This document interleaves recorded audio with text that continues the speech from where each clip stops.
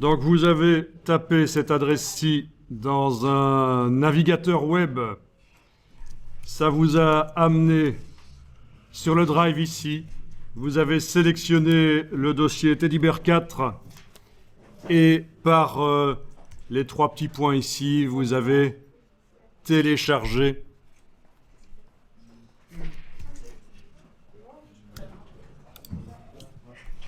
donc dans le dossier. Quand vous regardez dans le dossier, vous voyez quelque chose comme ceci, sans doute des icônes. Donc, vous allez afficher par liste. Voilà, par liste. Et vous avez un document qui s'appelle Teddybears à redessiner-07.ai, qui est un document qui utilise une ressource qui se trouve ici dans le dossier lien. Donc cette ressource ne doit pas disparaître, sinon le document ne fonctionne pas. Donc évidemment, vous ne touchez pas à ça, vous ne changez pas le nom. Il y a une image dedans qui est utilisée comme image modèle pour redessiner avec des vecteurs les ours dans Illustrator. Donc vous allez sélectionner cette image-là, enfin ce document Illustrator-là, et l'ouvrir en double-cliquant sur lui, ou alors vous faites commande O sur le Mac. Voilà, ça s'ouvre. Donc, Alt roulette pour zoomer en avant, en arrière. Barre d'espacement enfoncée sur le clavier, c'est le raccourci de la main de la palette des outils. Pour pouvoir bouger, on clique et on bouge, c'est la barre d'espacement. Le double clic sur la main dans la palette des outils, c'est replacer la page le plus grand possible sur l'écran. Alors, il y a des raccourcis quand la roulette de la souris ne fonctionne pas, le Alt roulette ne fonctionne pas, il y a des raccourcis, mais il y a un conflit actuellement chez vous sur cet ordinateur. Si vous essayez le raccourci de la loupe, alors d'abord on va se mettre en situation de travail. La plupart du temps, vous aurez la flèche noire qui est activée dans la palette des outils, donc vous pouvez l'activer, la flèche noire. Vous voulez activer la loupe pour zoomer en avant. Vous n'allez bien sûr pas aller activer la loupe dans la palette des outils. On a tellement besoin de zoomer en avant, en arrière qu'on ne va pas chaque fois activer la loupe. C'est foireux. Et on imagine que votre roulette de souris, Alt roulette, ne fonctionne pas. Donc le raccourci, c'est barre d'espacement, touche commande du Mac. Sur le PC, ce sera toujours à la place de commande, ce sera contrôle. Barre d'espacement, contrôle sur le PC. Barre d'espacement, touche CMD sur le Mac. Une loupe positive arrive. Vous cliquez. Ça zoome en avant. Barre d'espacement, commande Alt, c'est la loupe négative. Vous cliquez, ça zoome en arrière. Donc, barre d'espacement, commande, barre d'espacement. Et là, vous avez un problème. Quand vous faites barre d'espacement, commande pour avoir la loupe positive, vous avez un panneau qui apparaît sur l'écran et c'est Spotlight, je pense. C'est quelque chose qui s'appelle Spotlight. Vous confirmez ? Donc, en effet, si vous faites barre d'espacement et puis commande, barre d'espacement, vous gardez enfoncé la barre d'espacement et vous enfoncez commande ensuite. Apparemment, le problème de conflit de raccourci clavier entre Adobe et le système n'est plus là.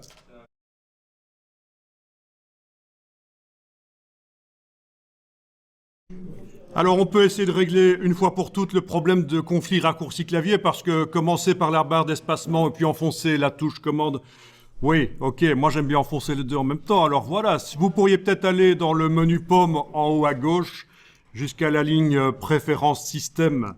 Et là-dedans, il y a quelque chose qui s'appelle Spotlight et peut-être que en désactivant Spotlight, au niveau des raccourcis clavier ici, raccourci clavier, à mon avis, il y a quelque chose que vous allez pouvoir ici, c'est ça. Vous allez pouvoir décocher éventuellement les raccourcis clavier de Spotlight. Je pense que ça va fonctionner. Je remonte rapidement dans le menu pomme en haut à gauche de l'écran, dans Préférences système. Vous avez Spotlight.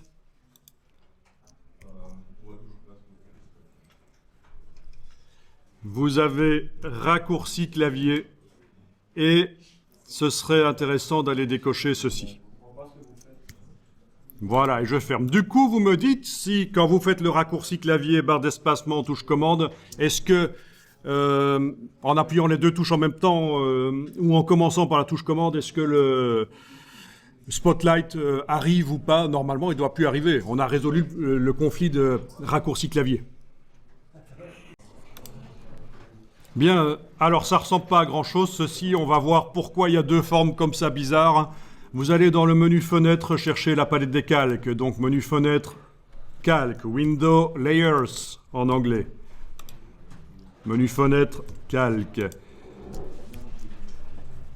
La palette des calques, elle apparaît peut-être de manière flottante, un peu comme ça. Il est possible que sur la droite de votre écran, vous ayez la palette des calques qui soit là. Il va falloir cliquer sur elle et la détacher en la prenant par son nom pour en faire une palette flottante.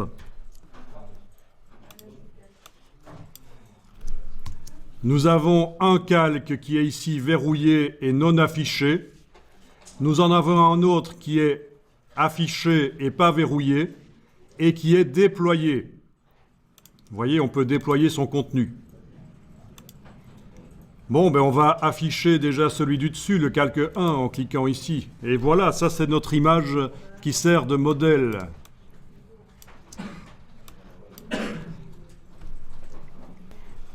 Eh oui, ils sont tout mignons. Méfiez-vous, c'est des ours cannibales. Il y en a un qui va bouffer l'autre. Ça, c'est l'image suivante. J'ai l'art de casser la joie. Mais bon, soyons créatifs. Alors, cette image est en transparence parce qu'elle est au-dessus dans l'empilement des choses, parce que les calques, c'est des éléments qui s'empilent. L'image est transparente pour qu'on puisse voir les formes qu'on fait en dessous sur le calque 2. Donc c'est tout l'intérêt des calques que l'on conçoit dans Photoshop ou dans Illustrator. On sépare les éléments sur différents niveaux pour avoir plus facile pour les sélectionner, les manipuler, sans que ça joue sur les autres éléments de l'illustration ou de la photo. C'est ça l'intérêt, c'est des niveaux de construction.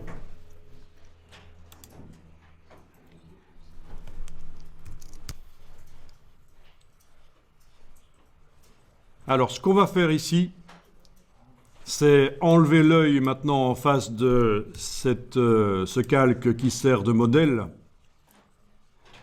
Et vous voyez vos deux formes là, qui sont avec un contour noir et un fond blanc. Nous avons précédemment dans Illustrator demandé que le fond de la page s'affiche tel qu'il est réellement transparent. Et pour ça, on a été activer le damier de transparence. On va voir qu'il y a une autre manière de faire les choses. Donc là, on va aller désactiver le damier de transparence. Vous allez dans le menu Affichage, vous demandez Masquer le damier de transparence. C'est Hide Transparency Grid, je pense, dans le menu View. Voilà, menu View, Hide Transparency Grid. Et voilà, vous n'avez plus la transparence. Vous voyez la page format A4 verticale avec deux formes dessus, des formes contour noir, fond blanc. Mais qu'est-ce qui vous prouve quand vous êtes là que c'est vraiment un fond blanc sur les formes? C'est difficile de le voir puisque la page est blanche derrière. Et donc, l'autre manière de faire en sorte que les choses soient claires, donc la première manière c'était le damier de transparence, on l'a désactivé. On va faire la deuxième manière, c'est mettre un fond coloré en fond de page pour voir ce qui est blanc réellement, pour pouvoir vérifier que nos formes sont réellement blanches. Alors ce qu'on va faire, c'est qu'on va dans la palette des calques, on va créer un nouveau calque. Donc dans la palette des calques, vous allez cliquer sur le petit signe plus ici. Voilà. Le calque s'est créé là. On va le déplacer sous le calque 2. Donc vous allez cliquer là, bouger. Ne lâchez pas le bouton de la souris quand vous êtes là parce que ça le mettrait dans le calque 2. Il faut lâcher le bouton de la souris quand la ligne horizontale apparaît sous le calque 2, comme ça. Voilà, calque 3. On va donc faire un fond coloré dans le calque 3. Déjà, on pourrait renommer en double-cliquant sur le nom ici, calque 3, vous pourriez double-cliquer et appelez ça fond coloré si vous voulez. Voilà. Ensuite, pour être certain de travailler sur le calque fond coloré et ne pas aller travailler par erreur sur les autres calques, vous allez également cliquer là pour verrouiller le calque 2. Vous allez activer l'outil de création de rectangle.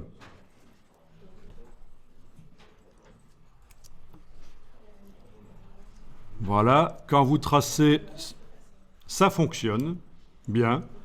Avant, ce n'était pas le cas, il fallait vraiment activer le calque sur lequel on voulait dessiner auparavant. Là, visiblement, dans les dernières versions d'Illustrator, ça fonctionne. Voilà, vous pouvez faire donc un cadre comme ça, et il est même possible de l'agrandir. Je vous conseille de l'agrandir. Vous allez zoomer en arrière et activer. D'abord, est-ce que vous avez réussi le cadre que vous avez créé à le placer à peu près au centre de la page, comme ça. Mais il déborde évidemment, ma page A4 dans mon cas c'est ceci, mais j'aurais pu le faire plus petit aussi, si je fais comme ça. Là je viens de le supprimer, je suis en train de le refaire, voilà. J'ai fait un rectangle, ok, je le place à peu près au centre de la page, à peu près. Eh bien on va l'agrandir, il faut avoir zoomé en arrière parce qu'on va avoir besoin parfois de l'espace qui est autour de la page. Et donc, vous allez activer, d'abord votre rectangle, il est bien sélectionné. On voit ses poignées. Avec la flèche noire, si vous cliquez à côté, il n'est plus sélectionné. Il va falloir le resélectionner. D'accord? Vous activez l'outil de transformation manuelle. Vous allez positionner l'outil sur une des poignées du coin. Et avec la touche Alt enfoncée, vous allez bouger. Non, là, c'est pas bon. Voilà, la touche Alt enfoncée, vous allez bouger et vous agrandissez comme ça. Vous lâchez le bouton de la souris, puis la touche Alt. La touche Alt sert à faire l'agrandissement par le centre. Donc il faut peut-être d'abord avec l'outil de transformation manuelle, et là je viens d'annuler par CTRL Z pour vous montrer. Avec l'outil de transformation manuelle, il faut peut-être d'abord commencer à essayer de bouger la poignée là. Non, j'annule. Commande Z parce que ça ne marche pas. Oui, c'est ça que je veux, un agrandissement comme ça. Puis la touche Alt et puis on agrandit. On lâche le bouton de la souris, puis la touche Alt. Voilà. Et alors le but, c'est que ce rectangle, il ait une certaine couleur. Vous allez pouvoir lui mettre une couleur qu'on va aller choisir éventuellement par double-clic sur la case de fond ici. Ce qui n'est pas normalement la bonne méthode dans Illustrator pour choisir des couleurs, mais c'est juste un rectangle qui ne va pas finalement sortir au final sur l'illustration, donc c'est juste un élément qui va nous aider. Vous avez affiché le sélecteur de couleurs en double-cliquant ici, en ayant donc toujours votre rectangle qui est sélectionné, on voit ses poignées. Et vous allez pouvoir choisir globalement la couleur ici, et alors, je vous conseille de prendre une couleur plutôt claire, évidemment. Pas trop foncée.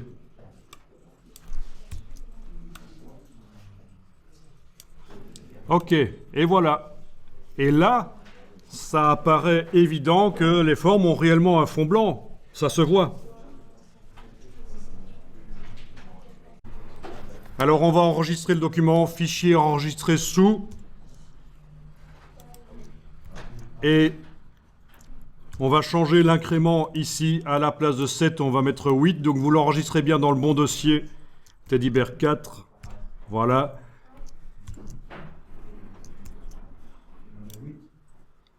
Dans la boîte des options qui apparaît, vous cliquez directement sur OK.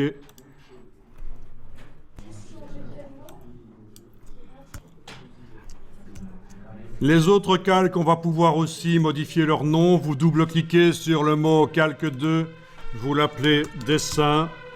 Vous double-cliquez sur le mot calque 1, vous l'appelez modèle. Voilà. J'ai tendance à ne pas mettre les accents parce que ça ne crée que des problèmes en réalité, les accents en informatique. Mais bon, ici ça va, on pourrait le mettre, c'est pas vraiment le nom d'un fichier.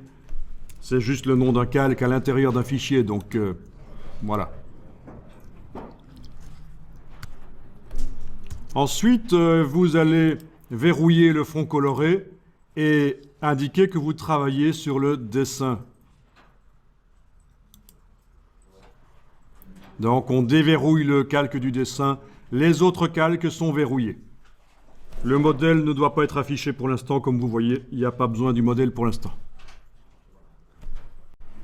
Alors voilà, vous avez des formes fermées. 2 formes fermées. Vous pouvez vérifier quand on en sélectionne une avec la flèche noire et qu'on lui enlève son fond blanc. La case de fond doit être à l'avant-plan et vous cliquez sur la diagonale. Mais vous voyez tout de suite s'il a un fond blanc ou pas maintenant. Grâce à votre fond coloré, le calque de fond coloré. Vous pouvez faire édition annulée. Commande Z sur le Mac, CTRL Z sur le PC. Donc, dans Illustrator, il y a un historique.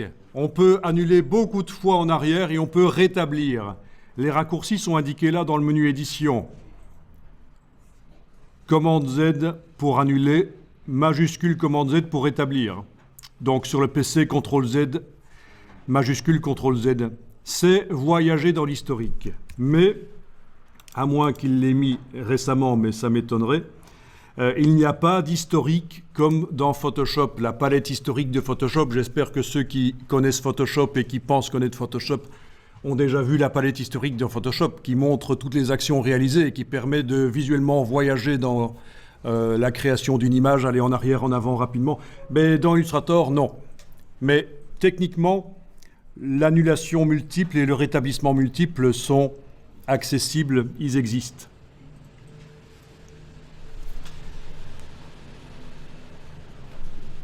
Alors voilà ce qu'on va faire. Nous avons des formes fermées. Quand on regarde le dessin, les traits noirs, c'est fermé. Ce qu'on va mettre ici, c'est un espace. On va faire en sorte que le trait noir de l'oreille de l'ours, puisque c'est l'oreille de l'ours, en fait ceci, n'aille pas jusqu'au trait noir de la tête. Et pour ça, vous pourriez vous dire, tiens, pour arriver à faire ça, je vais faire une forme blanche, ici, qui va empêcher que le trait noir arrive jusqu'au bord. On peut rapidement essayer si vous voulez. Vous pouvez essayer. D'abord, il va falloir verrouiller, parce qu'on va utiliser le crayon.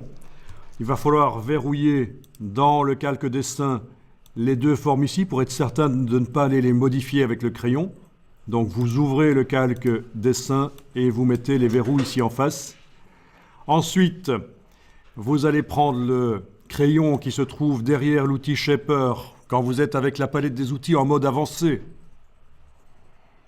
C'est le cas, on a tous les outils là. Vous prenez le crayon et vous pouvez faire une forme comme ça, voilà. Une forme à laquelle vous allez mettre certaines valeurs, certaines couleurs. Donc c'est dans la palette des outils que ça se passe. Vous allez pouvoir éventuellement inverser, parce que pour l'instant, on a une forme sans fond et avec un contour noir. On voudrait en fait ici une forme sans contour et avec un fond blanc. Donc on peut éventuellement cliquer là-dessus pour inverser. Et puis, on va aller mettre du blanc ici. Le blanc, on va les choisir par la bonne méthode dans Illustrator, c'est-à-dire pas comme on a fait tout à l'heure, le double-clic ici. C'est pas bon ça d'aller double-cliquer là pour choisir les couleurs dans Illustrator.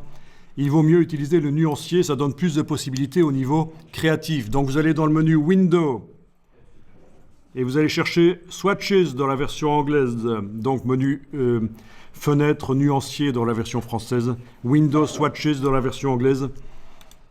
Voilà. Votre fond est ici à l'avant-plan, c'est bien le fond que vous êtes en train de modifier.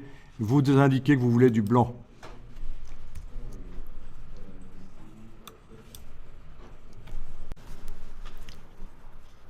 Alors, je ne sais pas si vous avez le même effet que moi, mais les vecteurs jaunes, finalement, ce n'est pas très visible. On va changer la manière dont les constructions des formes s'affichent dans Illustrator. Sur ce calque-là, pour ça, vous allez simplement double-cliquer à droite du nom du calque, donc à droite du mot dessin, vous double-cliquez, et vous allez pouvoir choisir la manière dont les vecteurs s'affichent dans la liste ici. Voilà, je vais prendre de l'orange, par exemple. Je clique sur OK. Voilà. C'est peut-être un peu plus clair. Enfin, justement, c'est moins clair et ça se voit mieux. C'est moins clair et ça devient plus clair. Ça, c'est philosophiquement, travaillez là-dessus. Vous avez 2 heures pour me pondre un texte sur cette aberration infographique. Alors, en effet, certains parmi vous ont un débord blanc parce que vous avez un contour, certainement. Donc, vous allez mettre la case contour. Donc, toujours pendant que cette forme est évidemment sélectionnée avec la flèche noire, vous allez mettre la case contour à l'avant-plan et cliquer sur la diagonale pour enlever le contour qui s'y trouve. On a une forme qui n'a que seulement un fond. Voilà. Alors, cette forme devrait se situer entre les 2 traits noirs dans l'empilement des formes. Donc, vous avez la forme qui est sélectionnée, ou pas d'ailleurs. Vous allez prendre la vignette ici et la déplacer entre les 2 formes à contour noir. Voilà. Et là, vous avez l'effet qu'on voulait obtenir. Le trait noir de l'oreille de l'ours ne va pas jusqu'au trait noir de la tête. Et c'est plus graphique parce que fermer les formes, c'est un peu enfantin. C'est plus intéressant que les formes soient ouvertes visuellement. Donc c'est le déplacement en prenant par la droite du nom. On déplace de là jusque là, voilà. Et elle est en sandwich. Voilà comment on gère l'empilement des formes par la palette des calques. Il y a l'autre méthode, l'ancienne méthode, objet, disposition, en avant, en arrière. Ça, c'est l'ancienne manière de faire. Il faut savoir que Illustrator est un logiciel très ancien. Si je vais dans le menu Illustrator à propos d'Illustrator sur le Mac ou sur le PC, ce sera dans le menu Windows.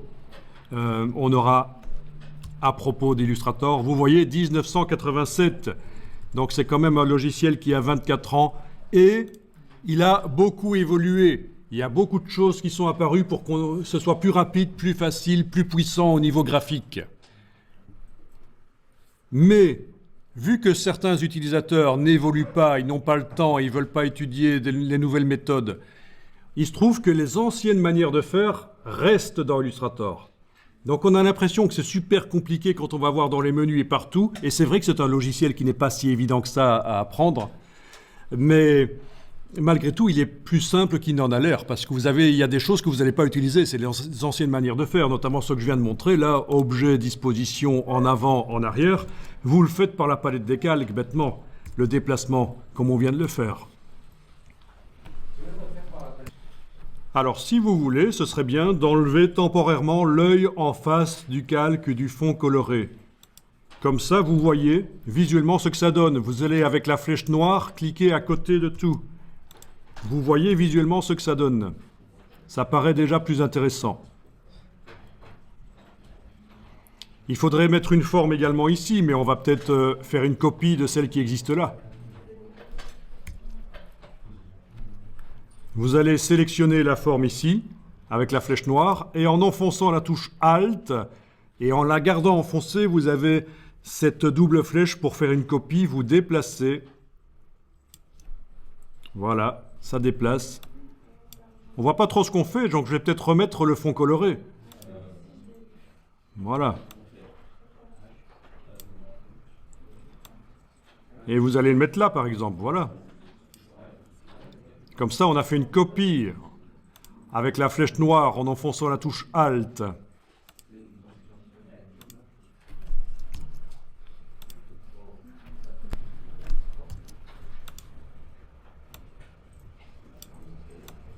Voilà.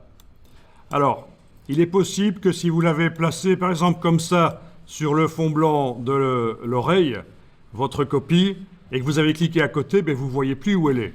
Donc, il faut survoler et ça devrait apparaître à un certain moment. Et vous cliquez et elle est sélectionnée. Autre manière de sélectionner les formes, et là je clique à côté, elle n'est plus sélectionnée, c'est par la palette des calques. Alors, gros piège, pour sélectionner une forme, on ne la sélectionne pas comme ça, on n'est pas dans Photoshop. Pour sélectionner une forme par la palette des calques, c'est par la petite cible. C'est uniquement comme ça que vous arriverez à sélectionner une forme par la petite cible ici. Voilà, celle-là, ou les autres, et qui ne sont pas sélectionnables puisqu'elles sont verrouillées les deux autres. Il n'y a que celle-là et celle-là qui sont sélectionnables. Voilà. Et là, je vais aller la replacer là où je voulais qu'elle soit. Voilà. Et donc, en enlevant l'œil en face de fond coloré, on arrive à voir ce que ça donne. Voilà. Alors, cette manière de faire est lourde et elle vous prendra du temps. Et c'est mauvais parce que c'est pas bien que ça prenne du temps et que finalement le résultat soit quasiment pareil qu'une autre méthode qu'on va voir juste après. Mais je voulais d'abord vous montrer cette méthode-ci de ceux qui ne connaissent pas bien Illustrator, mais qui arriveront quand même à faire des choses en se prenant la tête comme ça. Je vous montre toujours pas la méthode la plus intéressante, mais on va continuer un peu avec cette méthode-ci. Je sélectionne avec la flèche noire cette forme-là, et bien sûr, je vais devoir modifier la forme parce que je trouve que ça ne convient pas. Et donc, avec le crayon, je vais aller reprendre, redessiner, je démarre sur la forme. Voilà, je vais faire ça, je reviens sur la forme, je lâche le bouton la souris, et voilà, on modèle la forme. Voilà, le crayon, on démarre sur la forme, on termine sur la forme, ça marche. Je redémarre ici. C'est une des multiples manières de modifier les formes. Voilà, je vais faire la même chose pour l'autre forme, barre d'espacement, ici c'est le raccourci du panoramique, la main. Ah oui, tant que j'y suis, touche commande toute seule, c'est le raccourci de la flèche noire. Donc vous voyez, je suis avec l'outil crayon activé, mais je ne vais pas aller activer la flèche noire juste pour sélectionner cette forme-là. Donc, touche commande du Mac ou contrôle du PC, je clique sur la forme, elle est sélectionnée. Avec le crayon, je vais démarrer sur la forme, terminer sur la forme, et voilà, j'ai remodelé la forme. Touche commande, je clique à côté, rien n'est sélectionné. Voilà ce que ça va donner. Visuellement, ça devient déjà plus graphique. Bien sûr, c'est pas génial du tout ce qu'on voit là. On a des espèces de vers de terre noirs qui font le dessin de l'ours. Bien sûr, par la suite, on va utiliser des brushes et ce sera beaucoup plus naturel et sympathique. Mais il faut y aller petit à petit, comprendre comment fonctionne Illustrator. Vous allez enregistrer le document. On va changer le nom, donc j'ai fait fichier enregistré sous. Je vais mettre 9 à la place de 8. Donc vous voyez, si jamais je fais une erreur créative à un certain moment, en imaginant que je suis en train de faire une illustration, en enregistrant régulièrement sous un nom différent, je peux revenir facilement en arrière dans d'autres versions précédentes du document. Si je fais un choix créatif pourri, voilà, je ne suis pas obligé de défaire ce que j'ai fait et de refaire ce qu'il y avait avant. Je vais dans une version précédente. C'est un des multiples intérêts d'enregistrer régulièrement sous un nom différent. Alors, vous allez enlever l'œil en face de ces deux formes-là et les verrouiller. Et vous allez déverrouiller la grande forme ici de la tête. Est-ce que c'est la forme de la tête? Pour le voir, il faut que j'enlève l'œil temporairement. Vous voyez, si on enlève l'œil, on voit que ça clignote. C'est bien celle-là, c'est la forme de la tête de l'ours. Donc, je la déverrouille, la forme de la tête de l'ours.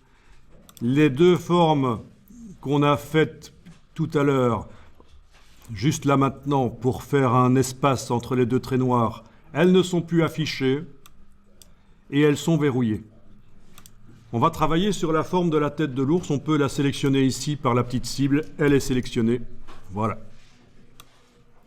Et je vais vous montrer la palette la plus puissante de Illustrator, que pas mal de gens qui utilisent Illustrator depuis longtemps ne connaissent pas parce qu'ils n'ont pas mis à jour leur connaissance, malheureusement, mais il faut vraiment la connaître. C'est la palette Aspect, la palette Appearance. Vous allez dans le menu Fenêtre et vous allez chercher Aspect. Menu Window Appearance, c'est par ordre alphabétique. Vous avez ici une espèce de mini palette décalque qui concerne l'objet qui est sélectionné, avec la possibilité de mettre plusieurs contours, plusieurs fonds, des effets spéciaux sur tout l'objet, seulement sur certains fonds, seulement sur certains contours. C'est vraiment génial. Et ce qu'on va faire ici, c'est qu'on va prendre le fond blanc de l'objet et le dupliquer. Vous allez prendre la vignette par ici et l'amener sur l'icône du signe plus. Il y a peut-être d'autres manières de faire. Le fait est que vous avez un deuxième fond blanc qui est là.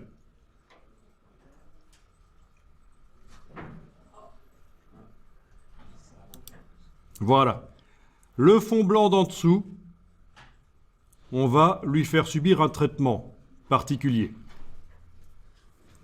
On va lui faire subir un traitement, on va demander qu'il s'élargisse. Alors pour qu'on comprenne bien ce qui va se passer, je vais vous demander temporairement d'aller mettre au fond du dessus une couleur différente du blanc. Donc vous allez l'activer comme ça et avec la petite flèche ici, vous allez lui mettre une couleur différente. Par exemple dans le nuancier ici, un brun. C'est la même chose que si on allait dans la palette nuancier qu'on a vue tout à l'heure. C'est un raccourci vers la palette nuancier, ceci. Voilà. Vous avez donc mis une couleur brune à la tête de l'ours. On travaille sur le fond ici, d'en dessous, qui est resté blanc.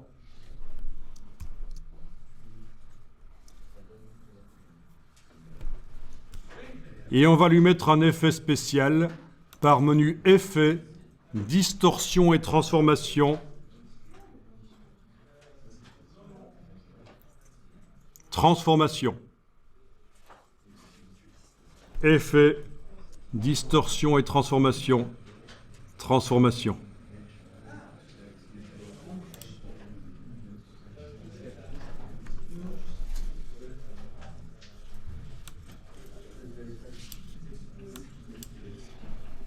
Et vous allez pouvoir modifier sa mise à échelle ici. On essaye 105 ici, 105 là. Voilà. Vous allez sur les cartouches suivantes et vous voyez apparaître le fond blanc qui se dilate. Vous le voyez là. On va réessayer encore plus, 110, 110. Là, j'utilise la touche tabulation du clavier pour ceux qui connaissent, pour passer d'un cartouche à l'autre rapidement. 110, ça me fait un espacement comme ça. Je vais peut-être... Voilà, et vous modifiez ça.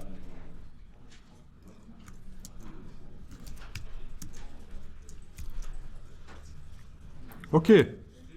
Et donc, si on regarde dans la palette aspect, sur le fond, on voit que vous avez mis un effet spécial de transformation. Ça se voit quand on ouvre ici le fond dans la palette aspect, il est mis transformation. Et pour modifier la valeur de transformation, il ne faut surtout pas retourner dans le menu effet. Ça mettrait un deuxième effet de transformation sur la forme. Pour la modifier, il faut, pendant que la forme là est sélectionnée bien sûr avec la flèche noire, il faut cliquer sur le mot transformation. Et ça fait réapparaître la boîte et vous pouvez modifier si vous voulez. Je vais augmenter un peu. 109, 109. OK. Voilà. Pour voir la forme qui s'est dilatée, vous allez pouvoir réafficher le fond coloré. Vous allez voir qu'on a réellement utilisé une forme blanche qui s'est dilatée pour aller empêcher que la forme d'en dessous ne soit complètement visible. Alors, je vous dis tout de suite, il y a une meilleure méthode encore qui s'appelle la méthode du décalage. Ça va être vu. En tout cas, cette méthode-ci, elle est bien parce que vous allez pouvoir modifier la forme vectorielle, les vecteurs qu'on voit là, vous allez pouvoir modifier ça avec le crayon, par exemple, et ça va suivre. Par exemple, avec le crayon, si je m'approche de la forme sournoisement et que je commence à dessiner, voilà, et que je reviens sur la forme, ben ça marche. Vous voyez? Ça marche, ça suit. Je suis en train de modifier tous les fonds de la forme d'un coup. Voilà. Tous les fonds de la forme se modifient d'un coup. Ah oui, là ça fait un truc bizarre du coup, évidemment, ça ne marche pas toujours comme ça devrait. Ok, je vais revenir en arrière avec plusieurs CTRL Z. Voilà, je suis revenu avec la forme. Plusieurs commandes Z sur le Mac et CTRL Z sur le PC bien sûr. Voilà, vous allez pouvoir enregistrer donc le document sous un certain nom.